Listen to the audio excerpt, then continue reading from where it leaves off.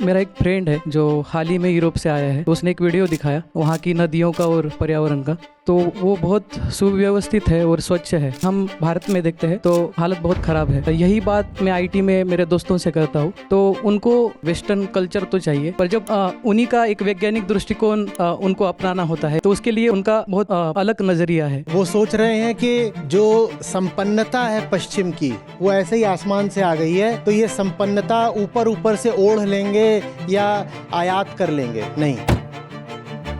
और अब हम पश्चिम की ओर देखते हैं तो एक तरफ तो लार बहाते हैं और फिर एक तरफ थूकते हैं। अरे इम्पोर्टेड सामान कहाँ है? उनकी जगहों पे जाओ, पर्यटक की तरह घूमाओ, और अगर पैसा है तो जाकर वहाँ बसी जाओ और फिर थूको भी उनके ऊपर। है गंदे लोग हैं, ऐसे बेकार लोग, बहुत गंदे लोग हैं, बहुत गिरा हुआ कल्चर है, ये नहीं चलेगा।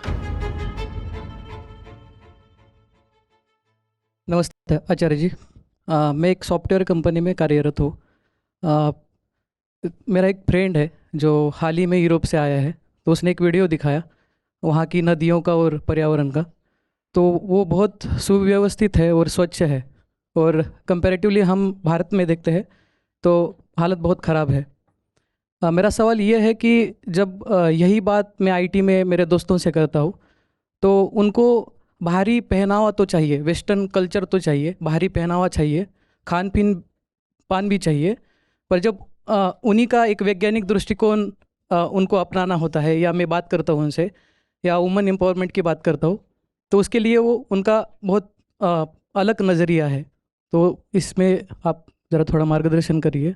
उनको मार्गदर्शन चाहिए, वो आए तो उनका करूं, मैं क्या बोलूँगा? वो हैं पगले, पड़ा रहने दो उनको।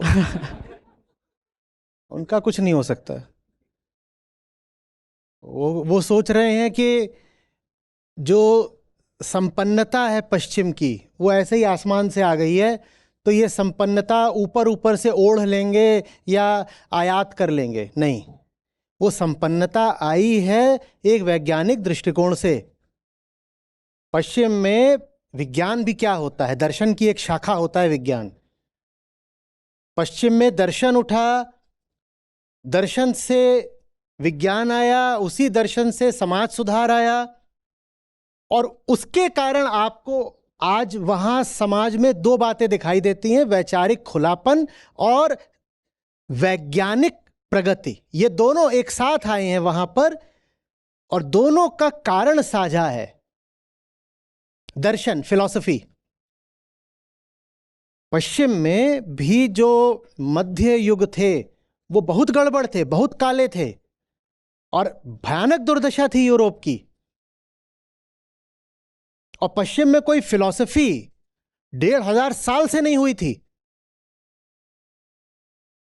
और उसके बाद आप समझिए 14वीं 15वीं शताब्दी के आसपास उसी दुर्दशा के फलस्वरूप वहां पर दर्शन फिर उठता है। नहीं तो जो ग्रीक फिलॉसफी है वो खत्म हुई, उसके बाद आपको कोई फिलॉसफर मिलेगा नहीं बहुत नाम का पश्चिम में। 1500 साल वहां पर बस ऐसे ही चलता रहा। ईसाइयत आ गई थी, परंपरा चलती रही, और हर तरह की गड़बड़ वहाँ चलती रही। और वो सब जा करके जो डार्क एजेस थे, मिडिल एजेस, डार्क एजेस, उसमें वो एकदम चरम पर पहुँच गई। फिर वहाँ दर्शन आता है। उस दर्शन के दो परिणाम, विज्ञान ने तरक्की की और विचार ने तरक्की की। विचार में खुलापन आया और विज्ञान आगे बढ़ा। तो उनके समाज में आज ये दोनों बातें हमें एक साथ दिखाई देती हैं, विचार से खुले हुए हैं और विज्ञान आगे बढ़ा हुआ है। हम क्या चाहते हैं कि हमें उनका ना विज्ञान चाहिए ना विचार चाहिए, हमें उनकी तकनीक चाहिए, टेक्नोलॉजी। तो हम उनकी टेक्नोलॉजी, उसके प्रोडक्ट्स इंपोर्ट कर लेते हैं और हम खुश हो जाते हैं। भाई उस टेक्नोलॉजी के पीछे साइंस है, और उनकी सोसाइटी के पीछे खुला हुआ मन है, जो बात करना चाहता है, जो समझना चाहता है। पत्थर नहीं मारता, ट्रोलिंग नहीं करता, बात करता है। बात समझ में आ रही है?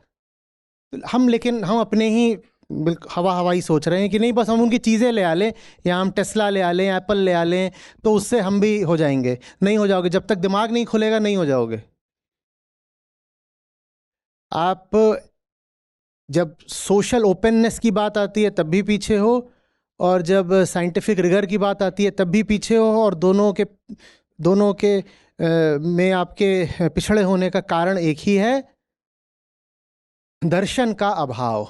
और ये बात मुझे बहुत चुभती है, क्योंकि पश्चिम में दर्शन ने जितनी भी ऊंचाई पाई है उससे बहुत बहुत बहुत ज़्यादा ऊंचाई भारतीय दर्शन में मौजूद है। जितने भी नामवर दार्शनिक हो सकते हैं पश्चिम के, सबको पढ़ा है मैंने, और बिल्कुल कह रहा हूं कि अगर उन्हें वेदांत की शिक्षा मिली होती तो उनका दर्शन कहीं बेहतर हो पाता। हमारे पास उच्चतम दर्शन पहले से मौजूद है, लेकिन हमने उस दर्शन का अपमान किया। हमने एक लोक संस्कृति चला दी, लोक धर्म चला दिया, जिसमें वैचारिक खुलेपन की जरूरत नहीं, जगह नहीं। और अब हम पश्चिम की ओर देखते हैं तो एक तरफ तो लार बहाते हैं और फिर एक तरफ थूकते हैं। यही दो दृष्टियां रहती हैं हमारी पश्चिम को लेके। उनके जितने प्रोडक्ट्स हैं, उसको देख के लार बहाओ, अरे इंपोर्टेड सामान कहाँ है।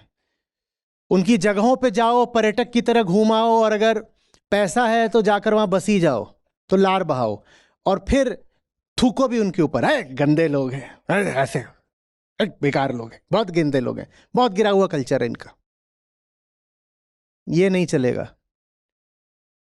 मनुष्य चेतना का प्राणी है, और मनुष्य की तरक्की चेतना के ही उत्थान से होती है। चेतना का उत्थान दर्शन से होता है, अंधविश्वास से, आस्था से, अंधभक्ति से, इससे नहीं होता। जहां ये सब चीजें आ जाती हैं वहां पूरे राष्ट्र का पतन होता है। Thank you sir. अभी जैसे बात कर रहे थे कि हम यूरोप की दर्शन और का जो रहा है सर, एक हिस्ट्री में एक ये ट्रेंड रहा है कि है ना, मतलब कहीं दर्शन उठा, जैसे ग्रीस में दर्शन उठा, फिर बाद में वहाँ पे पतन हो गया। तो इंडिया के अंदर भी दर्शन उठा, फिर बाद में अलग से एक धारा आई, उनका पतन हुआ। तो ये एक साइकिल चलता रहता है कि है ना, मतलब दर्शन उठेगा फिर गिर जाएगा। और हम ये कहते हैं कि दर्शन के अंदर बहुत सामर्थ्य रहता है। तो ऐसा कौन सा वो पॉइंट आ जाता है जहाँ पे दर्शन हार जाता है? मतलब दर्शन टाइम नहीं के हार लिए। जाता, व्यक्ति हार जाता है। जिनको पका पकाया मिल जाता है उनमें आत्मविश्वास ज्यादा भर जाता है कि हम ही महान हैं, फिर वहां पराभव आ जाता है। दर्शन उठता है दुख से। जब दुख बहुत रहता है तो दर्शन आता है। जब दर्शन आता है, सच्चाई दिखा देता है, तो पीढ़ियों को विरासत में फिर मुक्ति और आनंद जैसे मिलने लग जाते हैं। और विरासत में ये चीज़ दी नहीं जा सकती। ये भौतिक धन दौलत नहीं है कि आप अपने बच्चों को ऐसे दे देंगे कि ये ले लो भाई, लेगेसी है। ये लेगेसी नहीं होती, ये सबको खुद ही कमानी होती है। पर आप नहीं कमाओगे अगर आपको लगेगा कि हमारे पास पहले से है। तो जैसे ये शुरू होता है कि मेरा ग्रीस महान या मेरा भारत महान, तहीं पतन शुरू हो जाता है। क्योंकि जब आप महान बोल रहे हो तो अपने अतीत को महान बोल रहे हो। वो चीज़ आपको एक गलत प्रकार की धारणा से भर देती है। याद रखिए, हर बच्चा अज्ञानी पैदा होता है। हर बच्चा अज्ञानी पैदा होता है, तो हर बच्चे को शुरुआत शून्य से ही करनी होगी। इसमें विरासत जैसी कोई चीज़ नहीं है। लेकिन हमें यह भ्रम हो जाता है कि हमारे पुरखे महान थे तो हम भी महान हैं, हमें विरासत में महानता मिल गई है। और जैसे ही आपको लगता है कि विरासत में महानता मिल गई, पतन शुरू हो जाता है। इसलिए आप ऐसे चक्र देखते हैं। फिर जब पतन शुरू होगा दुख आएगा, जब दुख आएगा तो फिर दर्शन आएगा, फिर कोई खड़ा होगा दुख का विरोध करने के लिए, विद्रोह करेगा, फिर दर्शन की शुरुआत हो जाएगी। तो ऐसे इसलिए चक्र चलता है। चलिए अब रुकना होगा हमें, जाएं। यूं तो कृष्ण हर दिन है, पर आज का दिन हम विशेष मानते हैं। जहां भी जाएं प्रकृति के साथ रहें, पूरी मौज है, पूरा खुलापन है। भीतर जागरूकता बनी रहे, ठीक है। अपने आप को बांधने इत्यादि की कोई ज़रूरत नहीं है, पर अपने आप को जानने की ज़रूरत लगातार ज़रूर है। सुंदर जगह है, प्रकृति सुंदर है, अच्छी हरियाली है, खूब देखें, खूब आनंद मनाएं, ठीक है। अगर जागरूक रहेंगे तो आनंद पूरा रहेगा, पर बहकेंगे नहीं, व्यर्थ के भोग से बचे रहेंगे। ठीक है, जाइए मौज करिए।